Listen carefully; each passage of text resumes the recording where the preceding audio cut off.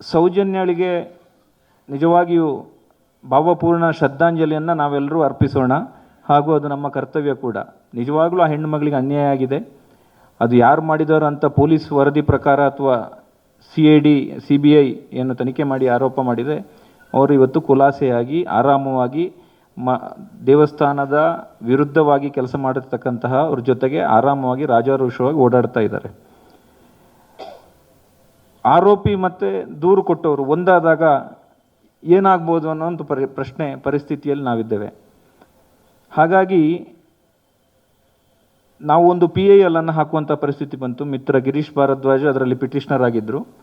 ನಮ್ಮ ಉದ್ದೇಶ ಇದ್ದಿದ್ದು ಧಾರ್ಮಿಕ ಕ್ಷೇತ್ರಕ್ಕೆ ಧಕ್ಕೆ ಬರ್ತಾ ಇದೆ, ಸರಿಯಾದ ಒಂದು ತನಿಖೆ ಆಗಲಿ, ಜನಕ್ಕೆ ಅದರ ಒಂದು ಅನಾವರಣ ಆಗಲಿ ಅಂತ. ಹೈಕೋರ್ಟ್ ಹೇಳ್ತು ತಂದೆ ತಾಯಿ ಯಾಕೆ ಬರ್ತಾ ಇಲ್ಲ ಅಂತ, ಅವ್ರಿಗೆ ಸಂಬಂಧಪಟ್ಟವ್ರು ಬರಬೇಕು, ನಿಮಗೂ ಈ ಕೇಸಿಗೆ ಏನು ಸಂಬಂಧ ಅಂತ. ಅಷ್ಟು ಮಾತ್ರ ಅಲ್ಲ, ಹೈಕೋರ್ಟ್ ಹೇಳ್ತು ನೀವು ಬೀದಿ ಹೋರಾಟ ಅಥವಾ ರಸ್ತೆಯಲ್ಲಿ ಅಥವಾ ಇನ್ನೆಲ್ಲೋ ಸಾರ್ವಜನಿಕ ಸಮಾರಂಭಗಳನ್ನು ಮಾಡಿ ಹೋರಾಟ ಮಾಡಿದ್ರೆ ಆಗೋದಿಲ್ಲ, ನೀವು ನ್ಯಾಯಾಲಯಕ್ಕೆ ಬಂದು ನಿಮ್ಮ ತೊಂದರೆಗಳನ್ನು ಅಹವಾಲುಗಳನ್ನು ಹೇಳಬೇಕು. ನಿಮಗೆ ಯಾವುದರಲ್ಲಿ ಆದರೂ ನಂಬಿಕೆ ಇಲ್ಲ, ವಿಶ್ವಾಸ ಇಲ್ಲ ಅಂತಂದರೆ ಕೋರ್ಟಿಗೆ ಬಂದು ಹೇಳಬೇಕು ಅಂತ.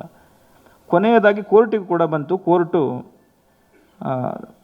ಸೆಷನ್ಸ್ ನ್ಯಾಯಾಲಯ ಕೊಟ್ಟಂತಹ ತೀರ್ಪನ್ನು ಅಪ್ಹೆಲ್ಡ್ ಮಾಡೋದ್ರ ಜೊತೆಗೆ ಈ ಪ್ರಕರಣದಲ್ಲಿ ಮರು ತನಿಖೆ ಅವಶ್ಯಕತೆ ಇಲ್ಲ ಅಂತ ಹೈಕೋರ್ಟ್ ಹೇಳ್ತು. ಹೈಕೋರ್ಟ್ ಹೇಳಿದ ನಂತರ ಸಹಜವಾಗಿ ಸುಪ್ರೀಂ ಕೋರ್ಟಿಗೆ ಅಪೀಲ್ ಹೋಗಬೇಕಿತ್ತು. ಆದರೆ ಇವತ್ತಿನ ತನಕ ಯಾರೂ ಕೂಡ ಅಪೀಲ್ ಹೋಗಲಿಲ್ಲ, ಯಾರಿಗೂ ಅದರಲ್ಲಿ ಆಸಕ್ತಿನೂ ಇಲ್ಲ. ಆದರೆ ಎಲ್ರಿಗೂ ಆಸಕ್ತಿ ಇರುವಂಥದ್ದು ಬರೀ ಹಿಟ್ ಆ್ಯಂಡ್ ರನ್, ಬೇಜವಾಬ್ದಾರಿಯಿಂದ ಮಾತನಾಡುವಂಥದ್ದು, ಸಂವಿಧಾನದತ್ತವಾಗಿ ನಮಗೆ ವಾಕ್ ಸ್ವಾತಂತ್ರ್ಯ ಕೊಟ್ಟಿದ್ದಾರೆ ಅಂತ ಅದನ್ನು ದುರ್ಬಳಕೆ ಮಾಡುವಂಥದ್ದು, ಯಾವುದೇ ಲಂಗು ಲಗಾಮ್ ಇಲ್ಲದೆ ಮಾತಾಡುವಂಥದ್ದು, ಇದನ್ನು ಮಾಡ್ತಾರೆ ಹೊರತು ಯಾರು ಕೂಡ ಇದರ ಮೇಲೆ ಸುಪ್ರೀಂ ಕೋರ್ಟಿಗೆ ಇವತ್ತಿನ ತನಕ ಹೋಗಲಿಲ್ಲ. ತುಂಬ ನೋವಿನ ಸಂಗತಿ ಅಂದರೆ, ಒಂದು ಆರೋಪವನ್ನು ಮಾಡಿದಾಗ ಎಷ್ಟು ಕಷ್ಟ ಅದನ್ನು ಎದುರಿಸೋದು ಅಂತಂದರೆ, ನಮ್ಮಲ್ಲಿ ನಾನು ಆರೋಪ ಮಾಡಿಲ್ಲ ಅಂತ ಹೇಳಲಿಕ್ಕೆ ಸಾಧ್ಯ ಇಲ್ಲ, ಇನ್ನೊಬ್ಬರು ಒಂದು ಕಡೆಯಿಂದ ಆರೋಪ ಮಾಡ್ತಾನೆ ಇರ್ತಾರೆ. ಹಾಗಾಗಿ ಯಾರಾದರೂ ಒಂದು ಅದನ್ನು ಸಾಬೀತುಪಡಿಸುವಂಥದ್ದು ಅಥವಾ ಒಂದು ಕ್ಲೀನ್ ಚಿಟ್ಟನ್ನು ಕೊಡಬೇಕಾದಂಥ ಪರಿಸ್ಥಿತಿ. SIT ಮಾಡಿದಾಗ ಭಾಳಷ್ಟು ಜನ ಅದನ್ನು ವಿರೋಧ ಮಾಡಿದ್ರು, ಒಂದಷ್ಟು ಜನ ಸ್ವಾಗತ ಮಾಡಿದ್ರು. ಆದರೆ ಒಟ್ಟಿನಲ್ಲಿ ನೋಡಿದ್ರೆ ತನಿಖೆ ಎಲ್ಲೋ ಒಂದು ಕಡೆ ಆಗೋದು ಒಳ್ಳೆಯದಿತ್ತು, ಆಗಿದ್ದು ಒಳ್ಳೆಯದೇ ಆಯಿತು. ಗುಂಡಿಗಳನ್ನು ತೋಡಿ ಬುರುಡೆ ಪ್ರಕರಣ ಅನಾವರಣ ಆಯಿತು. ಸೊ ಮೊದಲ ಪ್ರಕರಣದಲ್ಲೂ ಅಷ್ಟೇ, ಎರಡನೇ ಪ್ರಕರಣದಲ್ಲೂ ಅಷ್ಟೇ ಆಗಿದ್ದೇನೆಂದರೆ, ನಮಗೆಂದೆಂದೂ ಅದನ್ನು ಭರಿಸಲಿಕ್ಕೆ ಸಾಧ್ಯ ಇಲ್ಲದಂತಹ ಮಾನಹಾನಿ ಅಥವಾ ಶ್ರದ್ಧಾ ಕೇಂದ್ರದ ಮೇಲೆ ಒಂದು ಆಕ್ರಮಣ. ನಾವು ಸಂವಿಧಾನದ ಇನ್ನೂ ಒಂದು ವಿಷಯವನ್ನು ಇಲ್ಲೇ ಹೇಳಲಿಕ್ಕೆ ಇಷ್ಟಪಡ್ತೇನೆ. ಇತ್ತೀಚೆಗೆ ಹೊಸದಾಗಿ ಹೇಳ್ತಾ ಇದ್ದಾರೆ, ಧಾರ್ಮಿಕ ಕ್ಷೇತ್ರ ಜೈನರಿಗೆ ಏನು ಸಂಬಂಧ, ಹಿಂದೂ ದೇವಸ್ಥಾನ ಅಂತ. ಸಂವಿಧಾನದಲ್ಲೇ ಹೇಳಿದ್ದಾರೆ ಭಾಳ ಸ್ಪಷ್ಟವಾಗಿ, freedom of speech and expression ಅಂತ ಇರುವಂಥದ್ದು ಒಂದು ಕಡೆ, ರೈಟ್ ಟು ರಿಲಿಜನ್ ಅಂತ ಇರುವಂಥದ್ದು ಒಂದು ಕಡೆ. ಸೊ ಹಾಗಾಗಿ ರೈಟ್ ಟು ರಿಲಿಜನ್ ಅಂತ ಬಂದಾಗ ಧಾರ್ಮಿಕ ಸ್ವಾತಂತ್ರ್ಯ ಎಲ್ರಿಗೂ ಇದೆ. ನಮ್ಮ ಧರ್ಮವನ್ನು ಆಚರಣೆ ಮಾಡುವಂಥದ್ದು, ನಮ್ಮ ಧರ್ಮವನ್ನು ನಾವು ನಡೆಸ್ಕೊಂಡು ಹೋಗತಕ್ಕಂಥದ್ದು. ಈ ಥರ ಬಂದಾಗ ಹಿಂದೂ ಅನ್ನುವ ಪದದಲ್ಲಿ ಜೈನರು ಸೇರಿದ್ದಾರೆ. ಹಾಗಾಗಿ ಹಿಂದೂ ಸಮಾಜ ಅಂದರೆ ಬೇರೆ ಅಲ್ಲ, ಜೈನರು ಅಂದರೆ ಬೇರೆ ಅಲ್ಲ. ಹಾಗಾಗಿ ಯಾರಿಗೂ ಕೂಡ ಆ ಕನ್ಫ್ಯೂಷನ್ ಬೇಡ. ನಮ್ಮಲ್ಲಿ ರಾಜ್ಯ ಧಾರ್ಮಿಕ ದತ್ತಿ ಕಾಯ್ದೆಯಲ್ಲಿ ಕೂಡ ಕಾಂಪೋಸಿಟ್ ಇನ್ಸ್ಟಿಟ್ಯೂಷನ್ಸ್ ಅಂತ ಕರೀತಾರೆ ಧಾರ್ಮಿಕ ಸಂಸ್ಥೆಗಳನ್ನು. ಇಲ್ಲಿ ಬೇರೆ ಧರ್ಮದವರು ಮತ್ತು ಹಿಂದೂ ಧರ್ಮದವರು ಇಬ್ಬರೂ ಸೇರಿ ನಡೆಸತಕ್ಕಂಥ ದೇವಸ್ಥಾನಗಳು ಅಥವಾ ಧಾರ್ಮಿಕ ಕ್ಷೇತ್ರಗಳು ಅನ್ನುವಂಥದ್ದನ್ನು ಕೂಡ ಉಲ್ಲೇಖ ಮಾಡಿದ್ದಾರೆ. ಹಿಂದೂ ಧರ್ಮ ಅನ್ನುವಂಥದ್ದು ಅದು ಬಹಳ ವಿಶಾಲವಾದ ಒಂದು ಜೀವನ ಪದ್ಧತಿ. ಅಲ್ಲಿ ಯಾರ್ಯಾರು ಧರ್ಮದ ಆಚರಣೆ ಅನುಚರಣೆ ಮಾಡ್ತಾರೋ ಅವರಿಗೆಲ್ಲರನ್ನೂ ಕೂಡ, ಅಥವಾ ಈ ದೇಶದ ಸಂಪ್ರದಾಯ ರೀತಿ ರಿವಾಜುಗಳು ಪದ್ಧತಿಗಳನ್ನು ಆಚರಣೆ ಮಾಡ್ತಾರೋ ಅವರೆಲ್ಲ ಹಿಂದೂಗಳಂತ ಸುಪ್ರೀಂ ಕೋರ್ಟೇ ಹೇಳಿದೆ. ಹಾಗಾಗಿ ಈ ಪ್ರಶ್ನೆಗೆ ಕೂಡ ಒಂದು ಉತ್ತರವನ್ನು ನಾನು ಕೊಡಬೇಕು ಅಂತ ಅನ್ನೋ ಒಂದು ಉದ್ದೇಶದಲ್ಲಿ ಮಾತಾಡಿದೆ. ಇನ್ನು ಧಾರ್ಮಿಕ ಕ್ಷೇತ್ರಕ್ಕೆ ಆಗತಕ್ಕಂತಹ ಅಪಚಾರಗಳು ಅಥವಾ ಇದು ಸಾಕಷ್ಟು ಕಾನೂನುಗಳು ಇದ್ದಾವೆ. ಆದರೆ ಅದನ್ನು FIR ಮಾಡುವಂಥದ್ದು, ತನಿಖೆ ಮಾಡುವಂತಹ ಮನಸ್ಥಿತಿ ಪೊಲೀಸರಿಗೆ ಅಥವಾ ಲಾ ಎಕ್ಸಿಕ್ಯೂಟಿಂಗ್ ಎನ್ಫೋರ್ಸಿಂಗ್ ಏಜೆನ್ಸಿಗಳಿಗೆ ಇದೆಯಾ ಅಂತಿರೋದು. ಬೇಕಾಬಿಟ್ಟು ಈ ಥರದ ಕೇಸ್ಗಳನ್ನು ಬೇರೆ ಪ್ರಕರಣದಲ್ಲಿ ಹಾಕ್ತಾರೆ. ಸುಮ್ಮನೆ ಯಾರೋ ಒಬ್ಬ ಅಯೋಗ್ಯ ಅಂದರೆ ಕೇಸ್ ಹಾಕ್ತಾರೆ, ಯಾರೋ ಒಬ್ಬ ಇನ್ನೇನೋ ಒಂದು ಪದ ಹೇಳಿದರೆ ಅದಕ್ಕೆಲ್ಲ ಕೇಸ್ ಹಾಕ್ತಾರೆ ರಾಜಕೀಯ ಕಾರಣಕ್ಕೆ. ಆದರೆ ಇಲ್ಲಿ ವಾಚಾಮಗೋಚರವಾಗಿ ಶ್ರದ್ಧಾ ಕೇಂದ್ರದ ಮೇಲೆ ದಾಳಿ ಆದಾಗ ಯಾವ FIR ಆಗಲಿಲ್ಲ ಅನ್ನೋದು ಅತ್ಯಂತ ವಿಷಾದದ ವಿಷಯ. ಆದರೆ ಹೊಸದಾಗಿ ಬಂದಿರತಕ್ಕಂತಹ ಭಾರತೀಯ ನ್ಯಾಯ ಸಂಹಿತೆ ಏನಿದೆ, BNS ಅಂತ ನಾವು ಕರಿತೀವಿ, ಅಥವಾ ಇಂಡಿಯನ್ ಪಿನಲ್ ಕೋಡ್ ಹಿಂದೆ ಇತ್ತು, ಅಲ್ಲಿ ಸ್ಪಷ್ಟವಾದ ಪ್ರೊವಿಷನ್ಗಳಿದ್ದಾವೆ. ಈ ರೀತಿಯಾಗಿ ಧಾರ್ಮಿಕ ಕ್ಷೇತ್ರಕ್ಕೆ ಅಥವಾ ಶ್ರದ್ಧಾ ಕೇಂದ್ರಕ್ಕೆ ಧಾರ್ಮಿಕ ಭಾವನೆಗೆ ಧಕ್ಕೆ ತರುವಂತಹ ಯಾವುದೇ ಮಾತು, ಚಿತ್ರ ಅಥವಾ ಪ್ರಸ್ತುತಿ ಏನೇ ಇದ್ದರೂ ಕೂಡ ಅದರ ಮೇಲೆ ಕೇಸ್ ಹಾಕುವಂಥದ್ದು. ಆದರೆ ಯಾವುದೇ ಕೇಸ್ಗಳಾಗ್ತಾ ಇಲ್ಲ.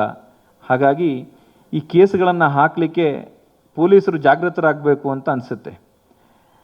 ಇದು ಬಿಟ್ಟರೆ ಇನ್ನು ಬುರುಡೆ ಪ್ರಕರಣದಲ್ಲಿ ಆಗ ಯಾರೋ ಮಾತಾಡ್ತಾ ಹೇಳೋದನ್ನು ಕೇಳಿದೆ. ನೇರವಾಗಿ ಆ ಬುರುಡೆ ಪ್ರಕರಣ ಇಟ್ಕೊಂಡು ಸ್ಟೇಷನಿಗೆ ಬಂದಾಗ ಬುರುಡೆ ತಂದವನ ಮೇಲೆ ಮೊದಲಾಗಿ FIR ಮಾಡಬೇಕಿತ್ತು, ಅದು ಕಾನೂನು. ಅದರ ಹೊರತಾಗಿ ಬುರುಡೆಯನ್ನು ಸೈಡಿಗೆ ಇಟ್ಟು ಅವನಿಗೆ ರಾಯಲ್ ಟ್ರೀಟ್ಮೆಂಟ್ ಕೊಟ್ಟು ಬಿರಿಯಾನಿ ತಿನ್ನಿಸಿ ಅವನನ್ನು ಎಲ್ಲ ಕಡೆ ವೈಭವದಿಂದ ಕರ್ಕೊಂಡು ಹೋಗಿ ಮಾಡ್ತಾ ಇರತಕ್ಕಂಥ ಅತ್ಯಂತ ವಿಷಾದನೀಯ ವಿಷಯ. ಯಾವನಾದರೂ ಒಬ್ಬ ತಲೆಬುರುಡೆ ತೊಗೊಂಡು ಬಂದಾಗ ಫಸ್ಟ್ ಅವನು ತಲೆಬುರುಡೆ ತಂದ ಅಂದರೆ ಡಿಸಪಿಯರೆನ್ಸ್ ಆಫ್ ಎವಿಡೆನ್ಸು ಅಥವಾ ಅವನೇ ಮರ್ಡರ್ ಮಾಡಿರ್ಬೋದು, ಯಾಕೆ ಅಂತ ಅವನ ಮೇಲೆ ಕೊಲೆ ಆರೋಪ ರಿಜಿಸ್ಟರ್ ಆಗಬೇಕಿತ್ತು. ಅದನ್ನು ಮಾಡೋದು ಬಿಟ್ಟು ಅವನನ್ನು ವೈಭವೀಕರಿಸಿಕೊಂಡು ಎಲ್ಲ ಕಡೆ ತಿರುಗಿದ್ದಾರೆ. ನಾನು ಈ ಕ್ಷಣದಲ್ಲೂ ನಿರೀಕ್ಷೆಯಲ್ಲಿದ್ದೇನೆ. ಏನೆಂದರೆ SIT ಇದೆಲ್ಲ ಪ್ರಕರಣದ ತನಿಖೆ ಆದ ನಂತರ, ಯಾವ ಬುರುಡೆಯೂ ಸಿಕ್ಕಿಲ್ಲ ಅಂತ ಆದ ನಂತರ, ಅಟ್ಲೀಸ್ಟ್ ಯಾರ್ಯಾರು ಇದರ ಹಿಂದೆ ಇದ್ದಾರೆ, ಷಡ್ಯಂತರ ಮಾಡಿದ್ದಾರೆ, ಯಾರ್ಯಾರು ಇದನ್ನು ಸೇರಿಸಿ ಒಂದು ಬಲೆಯನ್ನು ಹೆಣೆದಿದ್ದಾರೆ, ಅವರೆಲ್ಲರ ಒಂದು ಮುಖವಾಡವನ್ನು ಕಳಚಬೇಕು ಅಂತ ನನಗನ್ಸುತ್ತೆ. ಈಗಾಗಲೇ ಇವತ್ತು ಮಾಧ್ಯಮಗಳ ವರದಿಯನ್ನು ನೋಡಿದ್ರೆ ಆ ಥರದ್ದು ಒಂದಷ್ಟು ಮಾಹಿತಿಗಳು ಬರ್ತಾ ಇದೆ.